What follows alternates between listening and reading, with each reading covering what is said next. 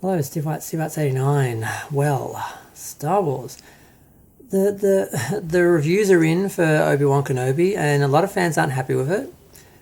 Mostly because they see it as a TV version of The Last Jedi, where they've taken a legacy character that we all love and ruined them, made them a loser, made them a failure, made them a coward, made them. I mean, I saw some video. I haven't seen the episode, but I saw some video of the fight between Darth Vader and Obi-Wan, where he literally just runs away. And I'm like, was that doctored? Is that a joke? Is that actually what happened? They actually had him turn and run like that. I'm like, wow.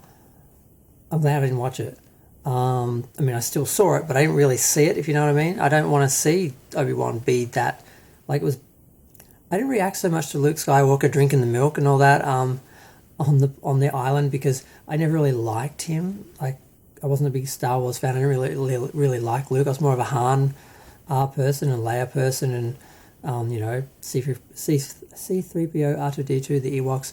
I was just never a Luke fan, so it didn't bother me when they did stuff to him. But I liked Ewan McGregor in episode 1, 2, and 3. I think he was the only likable character in that, really. So I don't want to see him Last Jedi. So that seems to be what's happening, and that seems to be the main criticism. But what we're hearing from Hollywood is that it's all a bunch of racists who hate the new actress, because apparently there's a black actress in the show who is training Leia or taking care of her or something, and Obi-Wan has sort of taken a backseat, and she seems to be the active person. But I haven't seen the episode, so I can't really talk about it. But I'm not hearing any criticism of the character or the actress or her race or any racist comments. I'm sure there's some people out there who've made some racist comments. They'd have to be. But then again, the whole Rose Tico thing was fake. I mean, she didn't leave the show because of racists attacking her. There were a few saying comments and that, but she left just because she couldn't handle the fame so sudden and the attention so much. Not so much that there were racist fans who chased her off. So that was something the media constructed, or the media, they made one thing into something else. So they do seem to be doing this. So it seems to be, it's frustrating because everyone's right. There are racist Star Wars fans who hate diversity representation. They will hate on a character just because they exist. That's true.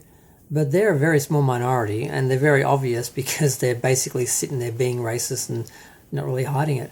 But then you have your other fans who are genuinely criticising the show, not happy with it on the Next Jedi level, and those people are being lumped in with those and being called a racist, and that does seem to be a shield that Disney uses so they don't have to deal with actual criticism of the show, because they just say, oh, they're racist, they hate it because there's a black actress.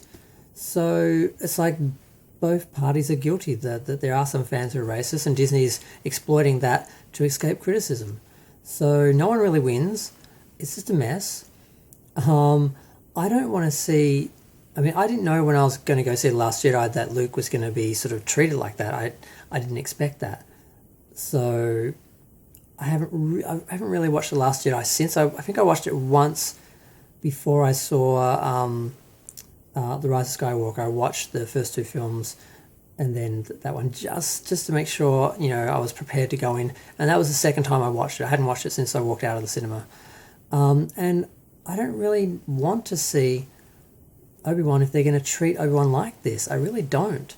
So, I mean, I've already seen him basically turn and run like a coward and be afraid of Darth Vader and apparently reject everything, and he's saying basically the Jedi is over. I'm like, okay, if this is how he starts and he ends up, is this a redemption story? Like he was a failed man or something, now he's going to redeem himself? Or is he just going to keep being a failed man and someone else is going to save him and then they will be the hero? Because that's the argument, that they're setting up this other character to be the hero of the series and he'll just be like a passenger. And that's one of the criticisms of Boba Fett, that the interesting characters and the ones that worked and did the most were the ones that weren't him and were there. There were episodes where he wasn't even in them, apparently. But again, I haven't seen that. I have to watch that. I have to watch the shows to be really sure, because sometimes people gaslight, sometimes people make stuff up, and it's hard to tell what's actually happened and what's real.